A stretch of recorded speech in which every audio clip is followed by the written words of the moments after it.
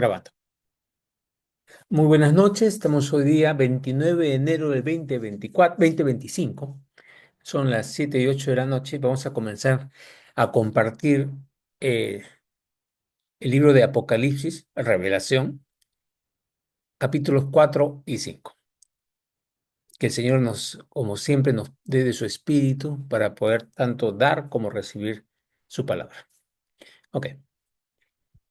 Juan dice esto después de lo que pasó en los 3 primeros capítulos. Después de esto, miré. Y aquí una puerta abierta en el cielo. En algunas traducciones es un portal abierto en los cielos. Cuando vean cielo, casi siempre lo hemos traducido a cielo en castellano, pero en realidad en inglés es heavens y en hebreo siempre es cielos, porque según toda la tradición judía y el Torah, no hay un cielo, sino se llaman cielos, por si acaso. Ok, y la primera voz que oí como de trompeta, en el original es shofar, la trompeta judía, hablando conmigo, me habló y me dijo, sube acá. O en otras traducciones, ven acá.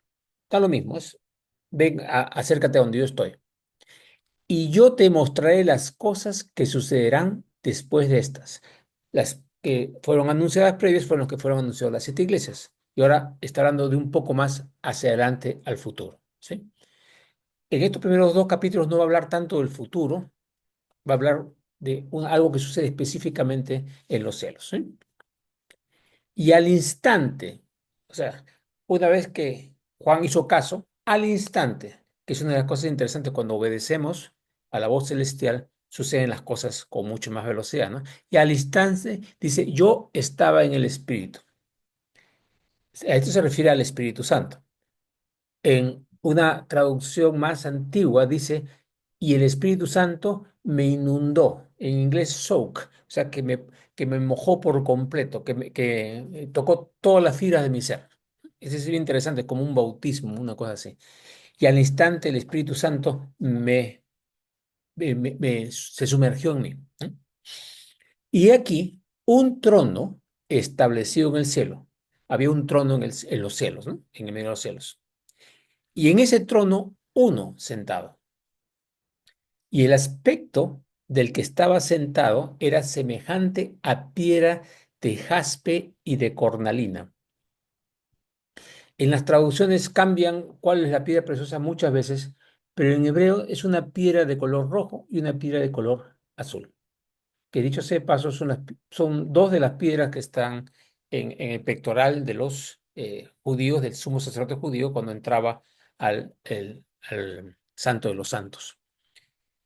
No sabemos exactamente qué significan esos dos colores o esas dos piedras, que son simbolismos también de las 12 tribus de Israel, pero no sabemos exactamente qué significan el color específico, ¿no? Pero lo dice acá. Y había alrededor del trono un arco iris, semejante en aspecto a la esmeralda. ¿Mm? Seguimos. Esmeralda, una piedra de color verde. Tenemos 3 colores acá. Y alrededor del trono habían 24 tronos. Es como si alguien está corrigiendo, o sea, como si otros reyes ahí. En el hebreo antiguo dice 24 asientos, pero después vamos a ver que como estos 24 los ponen como reyes, también el simbolismo, la palabra trono también se podría usar sin ningún problema. Y alrededor del trono había 24 tronos. Y vi sentados en los tronos a 24 ancianos vestidos de ropas blancas, con coronas de oro en sus cabezas. Corona de oro es alguien que ya está rigiendo, ¿sí? Dios le da corona para regir algo. Por eso la palabra trono también se entiende. ¿Quiénes son estos 24 ancianos? Vamos a dar una teoría entre un ratito. Versículo 5. Y del trono, donde estaba el Elohim, ¿no? Salían relámpagos y truenos y voces. Y delante del trono ardían 7 lámparas de fuego, 7 menorás, las cuales son los 7 espíritus de Dios. Ok, 7 espíritus de Dios. Nosotros conocemos al Espíritu Santo, ¿correcto? Con sus dones. Estas son otras características que lo vamos a revisar ahorita, que están mencionadas en Isaías 11, y lo vamos a entender estos siete espíritus. Pero regresemos un ratito a los 24 ancianos. Ok, esto es una teoría, una suposición que es bastante lógica, pero no puedo asegurarles que es cierta, que la he escuchado, me parece bastante posible, pero nada más. Cuando Jesús muere, en Mateo, dice que el momento que fallece, se resucitan muertos que existieron antes de Cristo y que estuvieron en sus tumbas por 3 días hasta que Jesús resucita. Por eso Jesús resucita y es el primero que resucita con cuerpo glorioso y sale de la tumba. Por eso es el primogénito de los muertos. ¿Sí? Jesús, el primogénito de los muertos. Y luego salen estas personas. No se sabe cuántos son. Yo siempre he pensado que eran cientos, porque dicen muchos en el original, no dice el número. Y que se aparecieron a muchas personas y que luego no estuvieron más. Y a ellos se les llama los primeros frutos. Jesús muere y los primeros que resucitan con cuerpo glorioso después de Jesús son estos personas que no sabemos quiénes son. Algunos postulan que dentro de esos hay 24 ancianos, que son estos primeros, que son los que están en este momento adorando en el cielo.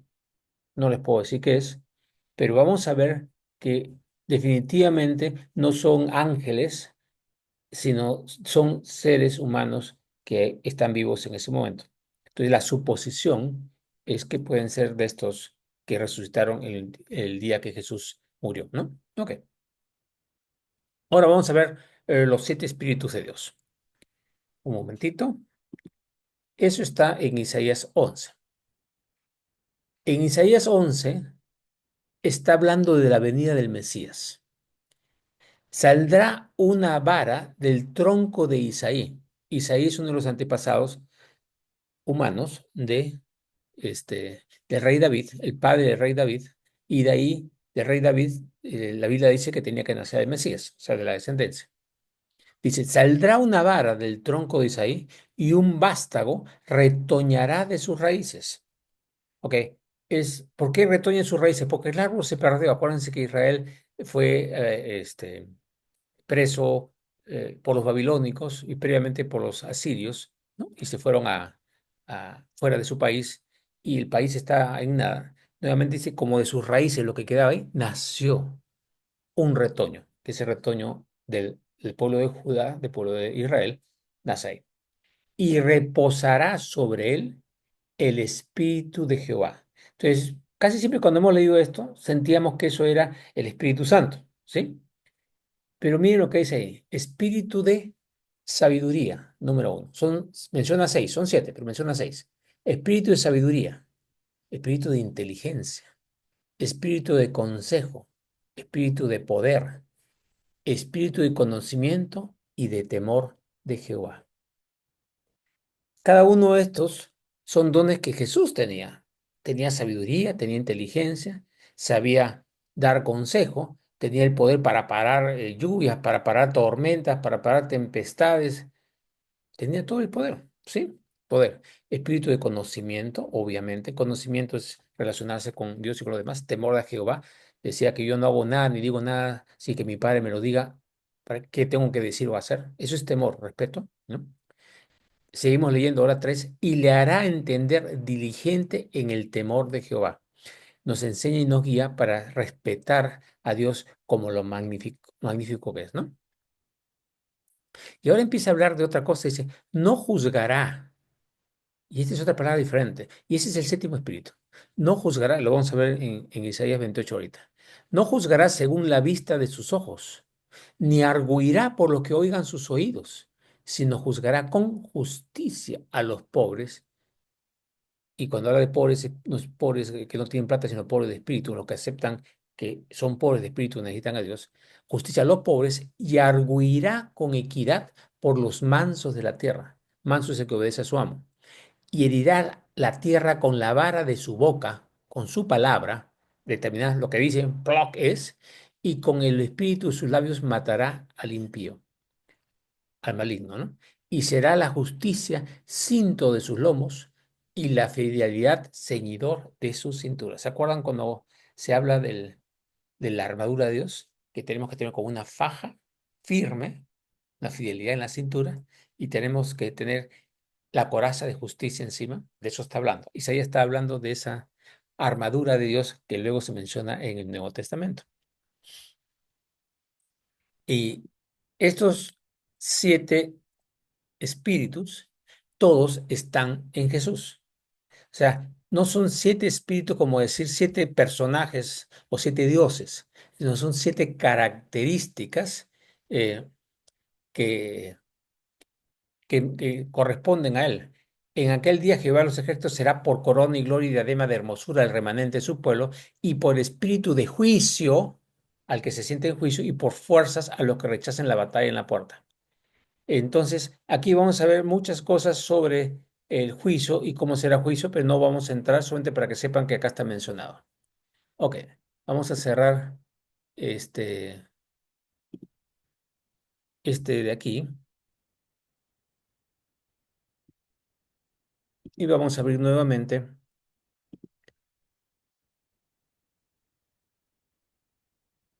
Perdón un momentito. Vamos a abrir ahorita el Apocalipsis en el versículo que estamos.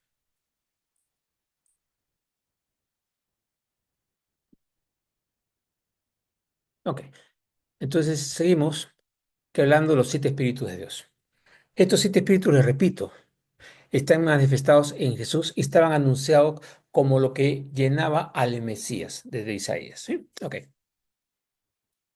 Ahora, y delante del trono, versículo 6, donde está sentado, y vamos a ver quién está sentado, porque lo voy a explicar exactamente, había como un mar de vidrio semejante al cristal, como una gran explanada enorme. Y junto al trono, y alrededor del trono, 4 seres vivientes llenos de ojos delante y detrás, por todas partes. La original dice, los ojos están absolutamente por todas partes. El primer ser viviente era semejante a un león, el segundo semejante a un becerro. En el original es semejante a un buey, un animal maduro, no un animal pequeño, ¿no? Un león maduro, un buey. El tercero tenía rostro como de hombre y el cuarto era semejante a un águila.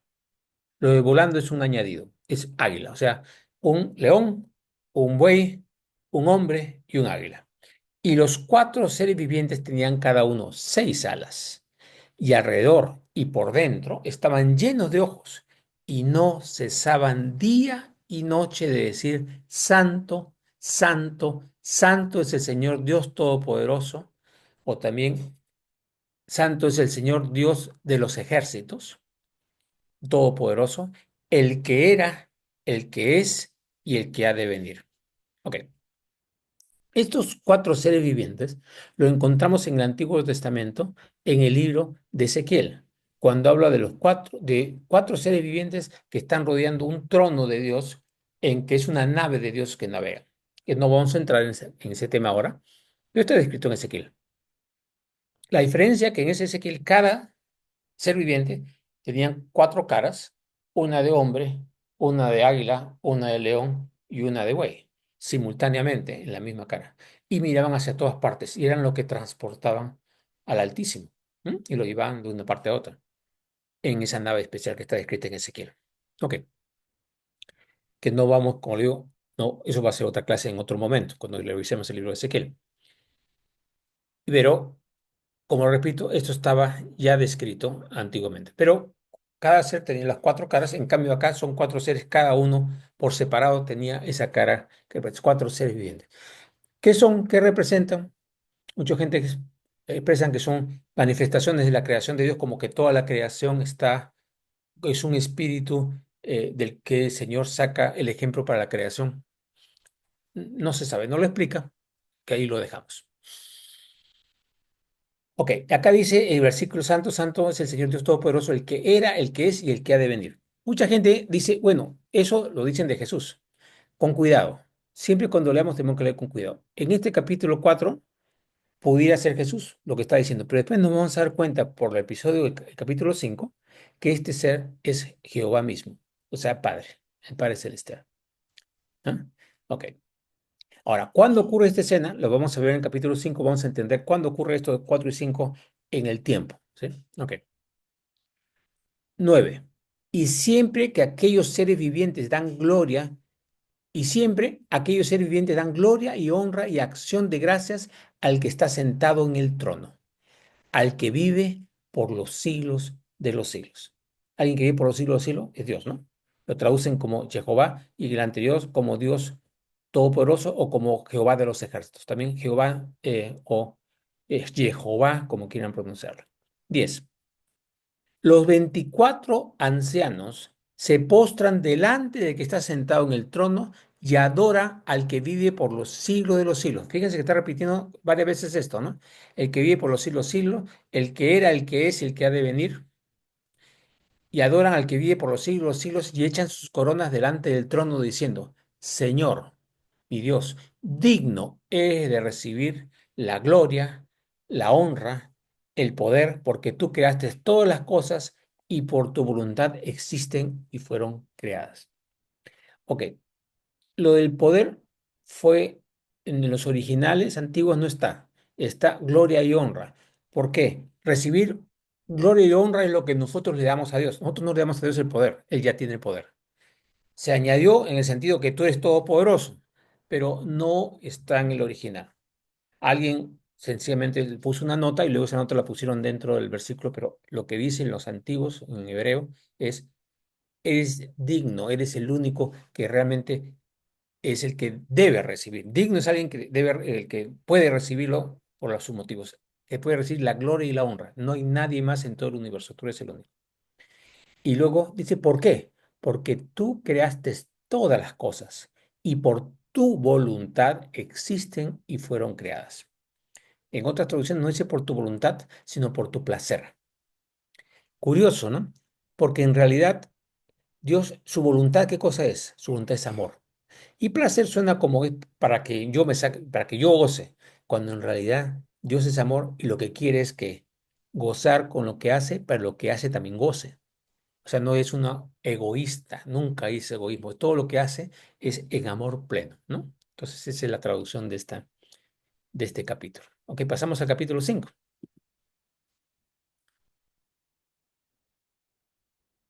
Ahora dice, y vi en la mano derecha del que estaba sentado en el trono un libro.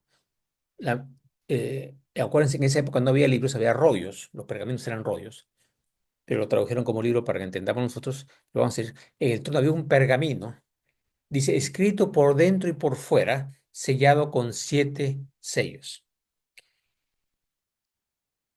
En la otra traducción dice, un libro un rollo, que está sellado por dentro y por fuera con 7 sellos.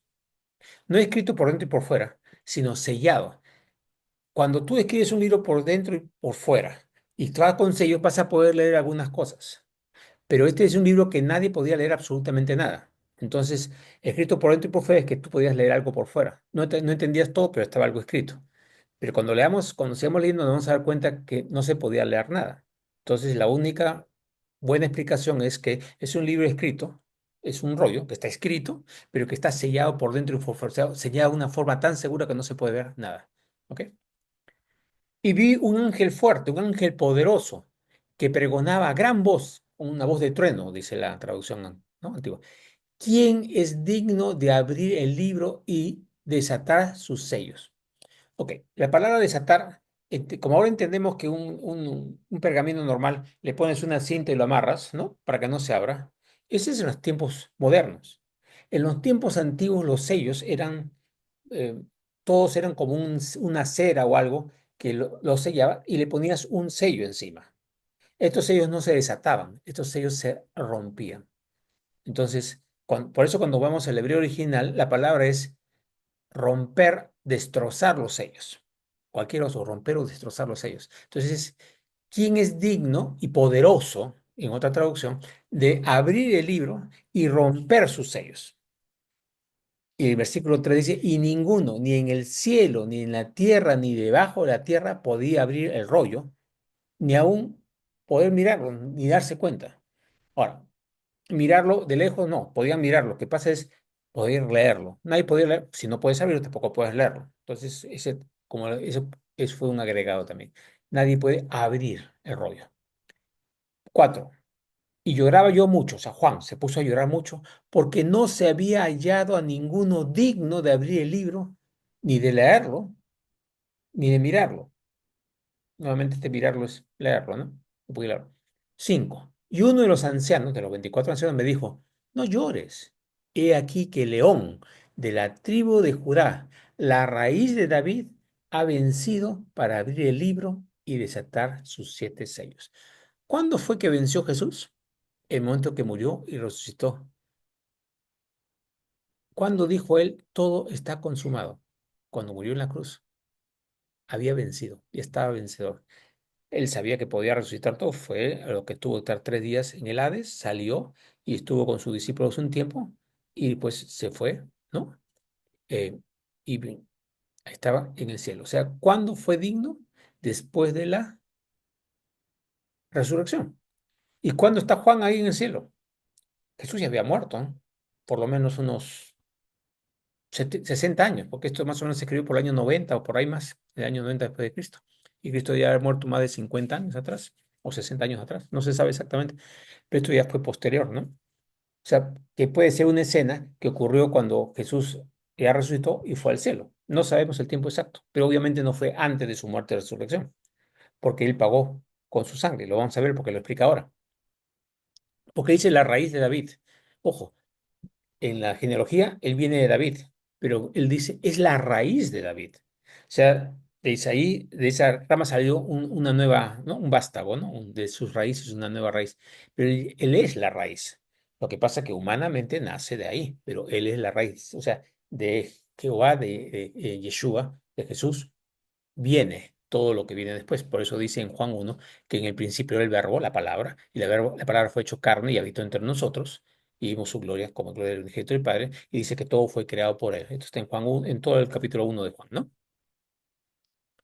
Ok, ha vencido para abrir el libro y romper sus 7 sellos. Ok. Y miré, y vi que en medio del trono y de los 4 seres vivientes, en medio de los ancianos estaba en pie un cordero como inmolado. O sea, había alguien sentado en el trono y aparte estaba ese cordero. Está hablando de dos personajes en la misma escena. ¿Quién estaba sentado en el trono? Dios Padre. ¿Y el cordero quién es? Jesús. Pero cuando lo mencionaron Dios Padre, dice el que era, el que es y el que ha de venir. Entonces, es como que está hablando de Jesús. Y ahí va la cosa, ¿no? Por eso que Dios es uno. Si bien tiene manifestaciones diferentes, por eso Jesús dijo, el Padre y yo uno somos. Por eso parece un poco difícil de explicar a veces cómo suenan estas cosas, pero aquí sí, en este capítulo se nota claramente que el sentado en el trono es el Padre y el Cordero es Jesús. Acá sí se nota la cosa claramente y todo este capítulo se va a ver esa dicotomía, o sea, esas dos personajes que están claramente diferenciados. En cambio, en el cuarto es como si fuera uno solo. ¿Ya? Ya, ok. Estaba en pie, y medio de los ancianos estaba en pie un cordero, que también esto es interesante, porque los judíos tenían que matar un cordero en la mañana y en la tarde todos los días, pero este es uno solo, porque es el único cordero que necesitamos, como inmolado, o sea que ya había sido sacrificado y muerto, que tenía 7 cuernos y 7 ojos. Acordemos que el número 7 es el número de Dios, el número de la perfección. 7 cuernos pueden simbolizar muchas cosas. Los cuernos pueden simbolizar llamadas, pueden simbolizar poder. Y los 7 ojos que ve todo. O sea, que entiende todo y ve todo. 7 es perfección. 7 cuernos, 7 ojos. Y dice, los cuales, los 7 cuernos y los 7 ojos, son los 7 espíritus de Dios enviados por toda la tierra. ¿Se acuerdan? Los 7 espíritus que hablamos hace un ratito que estaba en Isaías 11. ¿No? De conocimiento, de juicio, de sabiduría, de inteligencia, etcétera, etcétera, los 7, que ya los hemos explicado, y dice que fueron enviados por toda la tierra. Vamos a retroceder un poquito. En el Antiguo Testamento se habla que el Espíritu Santo no, sino un espíritu de fuerza, un espíritu de diferentes espíritus entraron en diferentes personas del Antiguo Testamento, como, como Dios poniéndose en esas personas, pero parcialmente, en una característica específica. Pero en cambio, acá está hablando que esos 7 espíritus que corresponden a Jesús, que todo eso ahí está repartido por toda la tierra. ¿Cómo? Por medio de nosotros. Cada uno de nosotros está llevando los espíritus de Dios en cierta medida diferente, el Espíritu Santo al mismo tiempo también, y todo lo que tenemos de nuestro Padre Celestial en nosotros. ¿Ok? Eh, es mucho más de lo que o sea, Dios ya mandó desde ese momento de que Jesús ya estaba en el cielo y mandó a todos sus discípulos, y nosotros somos discípulos suyos, y Jesús oró por nosotros para llevar los 7 espíritus de Dios para toda la tierra. ¿Ok? Entonces, será bueno que después lo revisen en Isaías 11 de nuevo, para que se graben qué son esos y para orar por eso específicamente, para que el Señor nos use en esos aspectos. Ok. Eh, entonces, esos 7 cuernos, 7 ojos, es Jesús, que ya tienen todo, y esos 7 espíritus. Está diciendo que los 7 espíritus vienen de quién? De Jesús, de Yeshua. ¿Sí? 7. Y vino, ¿quién? El Cordero, y tomó el libro de la mano derecha del que estaba sentado en el trono, de su Padre. Y cuando hubo tomado el libro, los 4 seres vivientes y los 24 ancianos se postraron delante del Cordero de Cristo, de Jesús, de Yeshua, y todos tenían arpas o liras, instrumentos musicales de cuerdas, y recipientes o copas de oro llenas de incienso, que son las oraciones de los santos. En otra traducción, ¿no?, son las oraciones de los escogidos. Cada uno de nosotros, cuando hemos recibido a Cristo, somos escogidos de Dios para su reino, porque dice la palabra que nos escogió en Cristo antes de la fundación del mundo. Nos ha escogido en Cristo antes de la fundación del mundo. ¿Ok? Entonces, cuando nosotros clamamos a Dios, eso se queda acumulado en el reino celestial, y es poder, ¿ya? Y se ponen a los pies en adoración. Ok, ahorita vamos a ver esta oración, vamos a ver cómo es después, un poquito más adelante, explica más sobre esto todavía. Y dice, es justo en esta que sigue, y cantaban, ¿quiénes?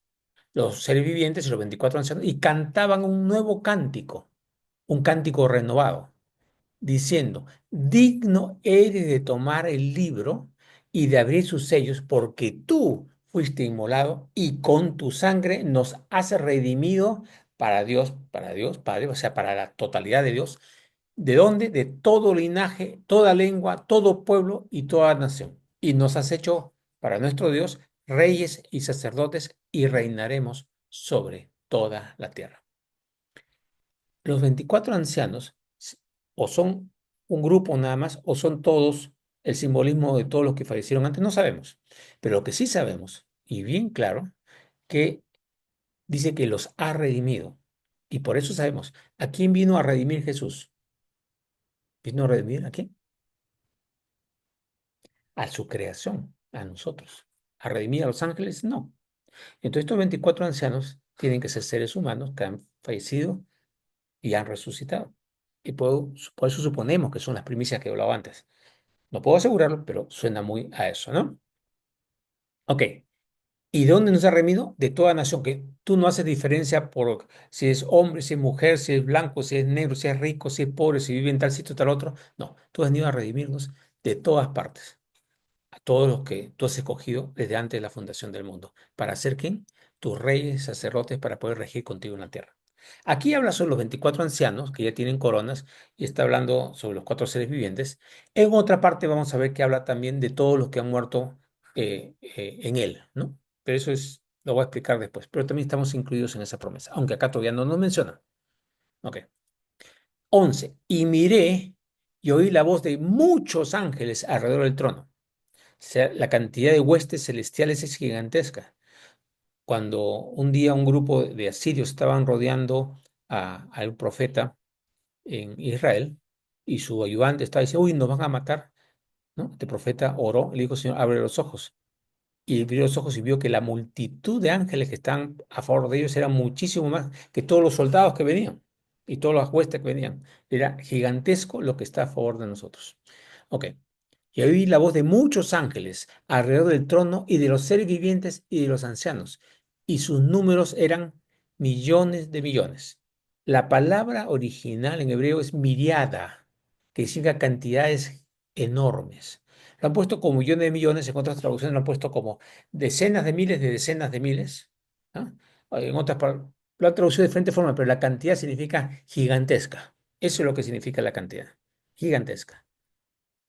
12. Y todos estos decían a gran voz, el cordero que fue inmolado es digno de tomar el poder, las riquezas, la sabiduría, la fortaleza, la honra, la gloria y la alabanza. ¿Ya? En otra traducción dice, y las oraciones. Ahorita vamos a explicar por qué. O sea, el cordero, ¿quién es? Cristo. Y a todo lo creado que está en el cielo, sobre la tierra y bajo la tierra, y en el mar, y a todas las cosas que hay en ellos, oí decir, al que está sentado en el trono y al Cordero, sea la alabanza, la honra, la gloria, el poder, la oración, dice el original, por los siglos de los siglos. Los cuatro seres vivientes dijeron, amén. Y los 24 ancianos se postraron sobre sus rostros y adoraron al que vive por los siglos de los siglos. Ok, hay una parte bien interesante, porque hay mucha gente que dice que Jesús no es Dios. Ok, los cuatro seres vivientes en el cielo, con Jehová Dios, Papá Dios, sentado en el trono, y con Jesús vienen y se arrodillan y se postran. No se arrodillan, se postran y adoran tanto a Jehová Padre y a Jesús, y lo adoran. No van a adorar a alguien que no es Dios. Solamente puedes adorar a Dios si ellos están declarando que Él es digno porque Él es Dios. No es digno por lo que ha hecho, es digno por lo que es. Bien diferente. Dios es digno porque es Dios y Jesús es digno porque es Dios. Y mira cómo hacen. Y en la traducción, como lo repito, mencionan oración que no mencionan acá. Y la palabra oración dice, bueno, como no solamente hay que orar al Padre, Jesús dijo que oremos al Padre, entonces Él no es Dios. Un momentito, no dijo que no lo oraran a Él, dijo que Él no iba a interceder ante su Padre por nosotros. Porque si le pedimos al papá, no tenemos que decirle, bueno, Jesús, yo lo conozco. No, ya cuando hemos recibido a Cristo, ya somos hijos de nuestro Padre, entonces ya podemos pedir directamente a nuestro Padre. Pero no quiere decir que no podemos pedirle a Jesús, porque Él también es Dios. Y aquí justo, en esta parte dice, la oración es para ambos. Acá no se menciona el Espíritu Santo, pero es parte de la Trinidad, ¿no? Del equipo. Dice que el Espíritu Santo proviene del Padre y del Hijo y que Él nos guiará a toda verdad y nos recordará lo que Jesús ha enseñado. Este, Yo personalmente sigo sin entender eso de que son todos juntos y son separados. Sigo sin entenderlo. Pero lo que sí sé es que acá expresa claramente que son dignos de adoración, dignos de alabanza. ¿A quién puedes adorar? Solamente a Dios. No puedes adorar a nadie más. Si adoras a alguien más, estás adorando algo que no estás haciendo, algo completamente incorrecto. Entonces, si los ancianos que están en el reino celestial, los ángeles, los seres vivientes, todos están postrados adorándolo, ¿qué significa? Que es digno de adoración. Y ese es también Yeshua y Jehová. Ahora, una cosita más que no está acá, pero para aclarar este punto sobre quién es. Mucha gente dice que Jehová es Dios Padre. Y esta es toda una discusión. ¿Por qué? Porque Jesús cuando tuvo una tierra dijo, al Padre nadie lo ha visto, solamente yo. O sea, eso fue antes de esta escena, obviamente, fue antes, ¿no? Porque esto todavía Jesús no había muerto ni resucitado, solamente yo. Y cuando se va uno de sus discípulos, le dice, un apóstol le dice, preséntalos al Padre. Y le dice, no te das cuenta, no entiendes que el Padre y yo uno somos. Si me has visto a mí, has visto al Padre. Está diciendo, yo y el Padre uno somos lo mismo. ¿Ok? Entonces, pero se ve en el Antiguo Testamento que hay la aparición de Jehová, a Abraham, por ejemplo. Eso se llaman teofanías y se presenta con cuerpo. Entonces, si nadie ha visto al Padre, entonces, ¿quién puede ser esa teofanía? Jesús. ¿Y cómo se llamaba? También Jehová. ¿Qué significa Jehová? El que era, el que es y el que será, el que es para siempre. Jesús también es el que era, el que ha sido, el que es y el que va a regresar y va a venir y va a ser para siempre, el que es por los siglos de los siglos. Entonces estamos hablando de una misma esencia con formas de presentarse diferentes, ¿ya? Entonces, para no discutir más es porque mucha gente enseña, y grupos enseñan específicamente que Jesús no es Dios. Nosotros sí sabemos que es Dios encarnado y que murió por nosotros, porque nadie puede pagar por nuestros pecados, porque nuestros pecados ofenden a Dios mismo, tienen que ser de Él mismo. Entonces Jesús vino a morir por nosotros para poder limpiarnos de algo que no podemos limpiarnos con ninguna de nuestras obras. Ok, hemos acabado entonces el capítulo 5. Espero que haya sido de ayuda. Dios me lo bendiga a todos y cuídense. Nos vemos la próxima semana. Bendiciones.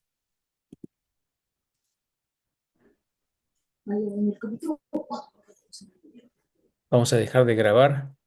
Si puedo, no sé cómo se hace. Acá está. ¿Listo?